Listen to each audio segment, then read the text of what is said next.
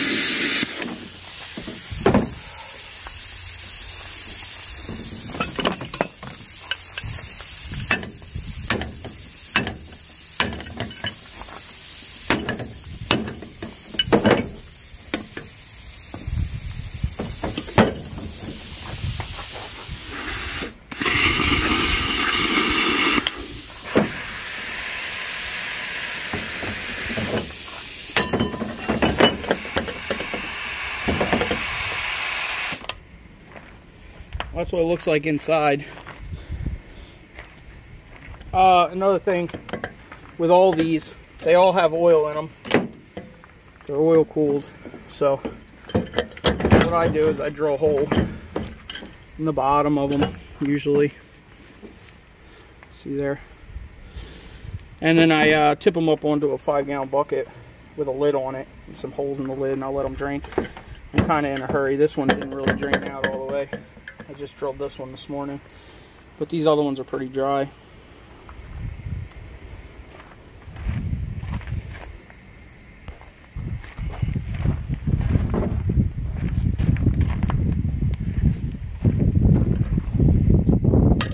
Usually got a couple copper lines inside of them.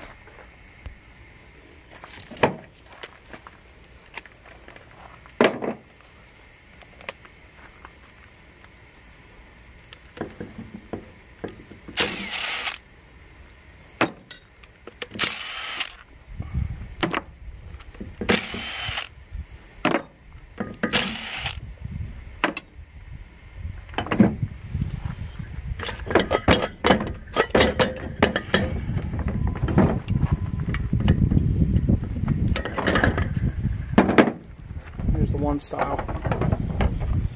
take you inside and show you how I cut it out of there once we get this other one cut apart.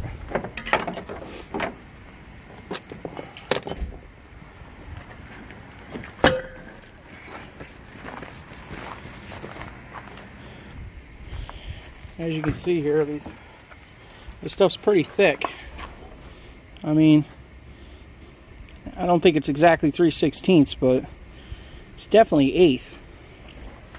So cutting this stuff with a cutoff wheel, you'll use about 1 wheel per unit if they're cheap wheels. I mean, if you buy expensive ones, you might stretch them a little bit farther. You might be able to do 2, maybe 3 at the most. But it really eats them up. These ones are a real pain. A lot of people don't mess with these. I do just because I got limited supply of stuff that I get, so I try to maximize it. But sometimes these are copper. Most of them nowadays are steel. The expansion tank on here. We're going to cut it around here with the plasma pretty high to get through the thick metal, and then you have to cut down with a cutoff wheel. You can't use a plasma cutter for cutting down because there's nowhere for the slag to go. So it just messes up your tips and your consumables. It's getting kind of windy out here. So I'll blast the top off, we'll get that off, and then I'll run a line down here with the grinder and pop it open and see what she looks like.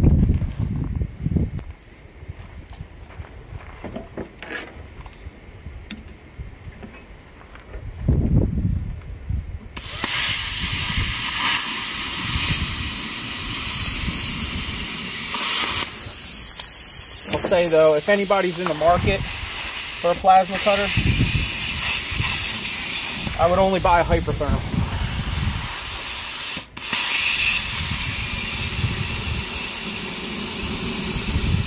We had one at my buddy's old shop that we used to do custom work at, and it was one of the older models, and he would use the handle of it as a hammer. I mean, he would cut stuff out and just smash it out, and he did that for probably about 6 years that we were there, and it never broke, surprisingly. But not just that, the units are really good. I mean, they're high quality, and I'm pretty sure that's all that. Come on, get around. I'm pretty sure that's all that Hypertherm does is plasma.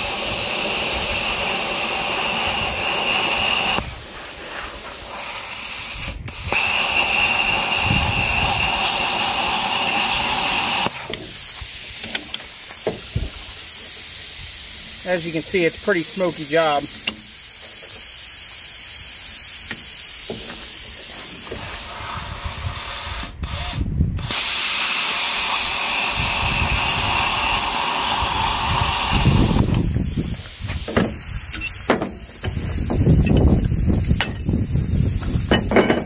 That's why I say do it outside.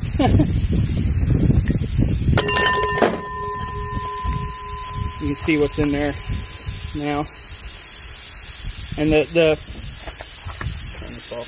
the field is actually encased in the housing of this type of pump, so that's why you have to relief cut it down the side with a grinder, and then usually they pop out a little you know, coaxing. All right, I'm going to cut down it with the grinder off camera so it's not so loud. I'll be back. All right. Like I said, you cut down the side of it, you know, all the way down.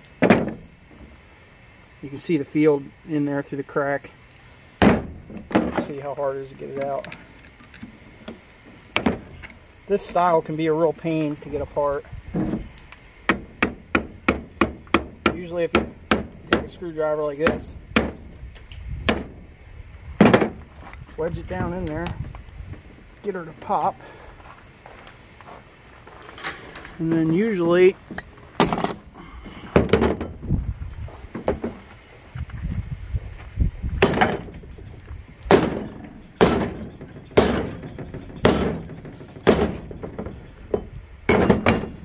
they're a real pain.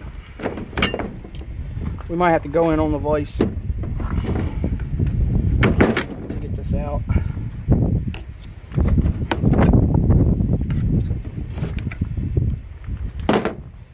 Alright, let's move in on the vise.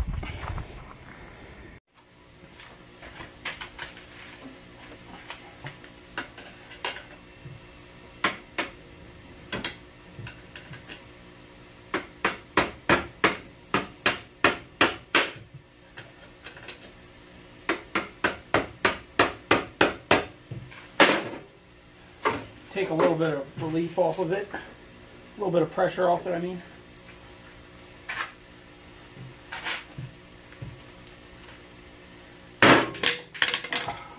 See it coming?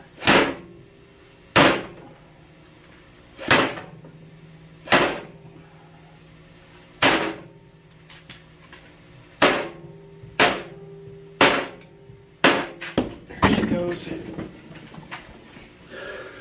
Those ones are a real pain, but there's a good chunker in there. That's for sure. And then this stuff you can usually sell as number one. That's what I do at my yard. It's got a little bit of aluminum in there, but they don't care. They'll take it as one.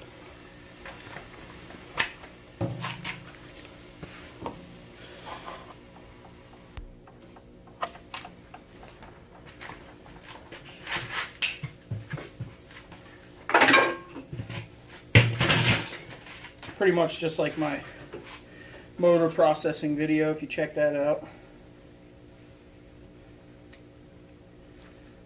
Just put them in the vise and usually cut them with a sawzall, sometimes a grinder, depending on what the situation is. Let's see how the sawzall does with it. It's got a pretty good blade in it today, so.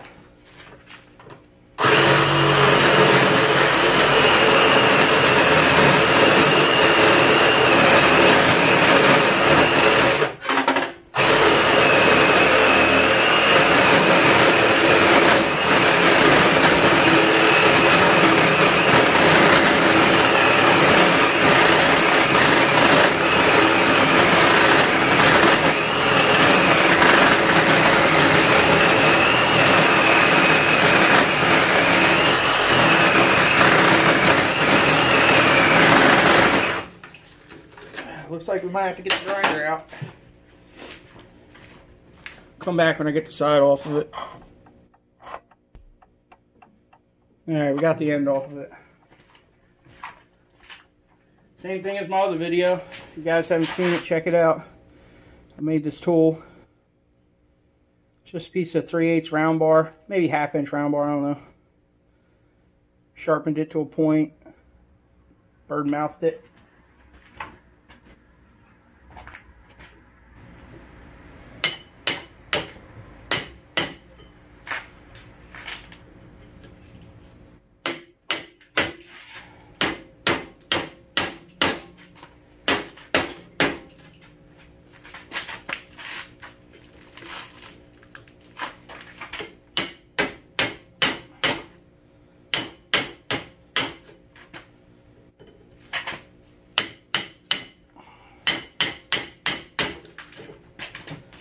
Sometimes you can go through here, but some of these long ones can be a pain to get a bite through there.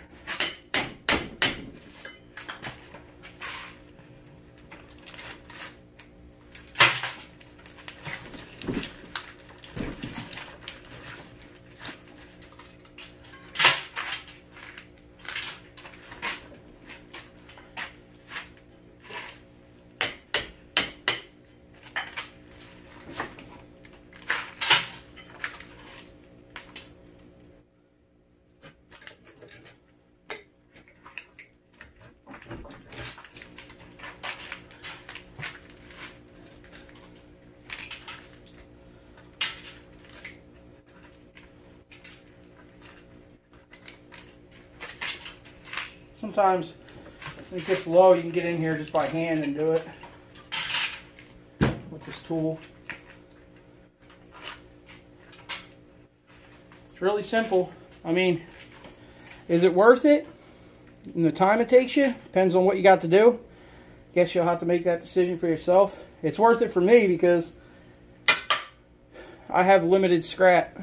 I only get what I find on the street, so I have some people that give me stuff too, contracts or whatever you want to call it, but 95% easy comes off the street, maybe more. And then you got a nice chunk of number one steel.